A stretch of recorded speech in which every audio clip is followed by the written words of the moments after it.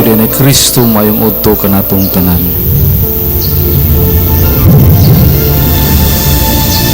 Sa makausapa, ato na usab nga gihandom o gisaulog ang kasakit, kamatayon o pagkabanhaw sa atong Ginoong Hesukristo. Ani ate kita karon nakapundok aron sa pagpaminaw o pagpamalandong sa katapusang 7 ka pulong nga gibungat sa atong Ginoo samtang nagbitay siya sa krus.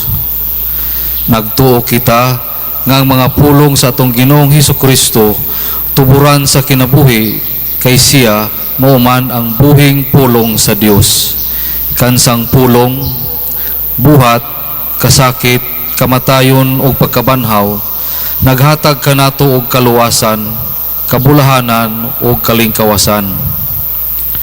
Busa, hangyoon ko kamo sa pagpaminaw o paghimo sa maampuong pagpamalandong sa katapusang mga pulong sa atong Ginoong Hesus, aron kini makatuhob sa atong tagsa-tagsa ka mga hunahuna o kasing-kasing ug magdala kini kanato sa kabag-uhan sa atong kinabuhi sa nga masunuron sa kabubuton sa Dios. Uban sa panalangin ug grasya sa atong Ginoong Hesus, atong pangayoon diha kaniya nga makabig unta ang tibuok natong pagkatao aron makapuyo kita sa kinabuhing matarong, dalaygon ug balaan diha sa pulong ug sa buhat.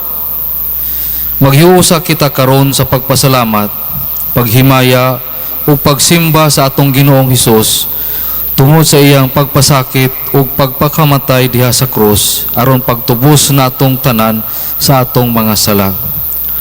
Tungod sa iyang gugmang walay kinutuban ug walay sukod nganhi kanato, iyang giula ang iyang kinabuhi aron kita maluwas ug madugtong pagbalik ang atong maayong relasyon sa Dios, sa atong isig katawo ug sa kinaiyahan.